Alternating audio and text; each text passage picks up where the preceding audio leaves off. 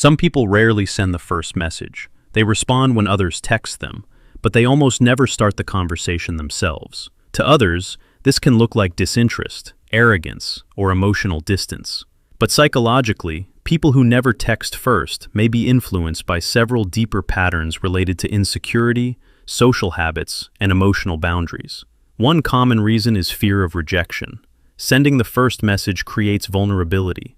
It means taking the risk that the other person may ignore the text, respond late, or reply without enthusiasm. For individuals who are sensitive to rejection, avoiding that first message becomes a way to protect their self-esteem.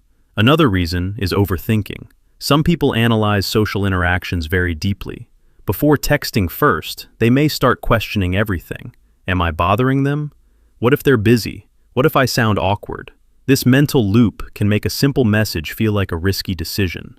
Eventually, they decide not to send it at all. For some individuals, it's not about insecurity, but about emotional boundaries. They believe that communication should be mutual. If they are always the one initiating conversations, they may feel the relationship is one-sided.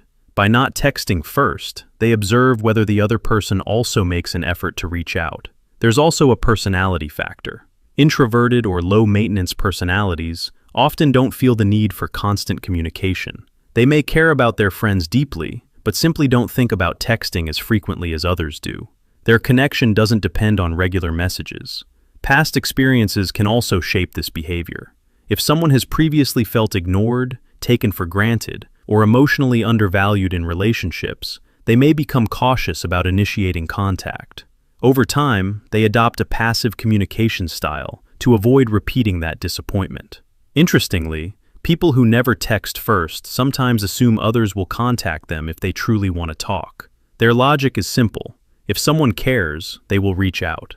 This belief shifts the responsibility of communication onto the other person. However, this behavior can create misunderstandings. The other person may interpret silence as lack of interest or emotional distance. In reality, the person who never texts first may still value the relationship, but simply struggles with initiation. Technology has also amplified this dynamic. Because messaging is instant and constant, people often attach emotional meaning to small behaviors, like who texts first, or how quickly someone replies. These tiny actions become signals of attention and effort. It's also important to remember that not texting first doesn't always reflect personality or insecurity. Sometimes, it simply reflects habit. If someone has become used to others initiating conversations, they may continue that pattern without consciously thinking about it. In the end, people who never text first are not always uninterested or distant. Sometimes they are cautious, sometimes reflective, and sometimes simply comfortable with less frequent communication. Their silence often says more about their relationship with vulnerability than about their feelings toward others.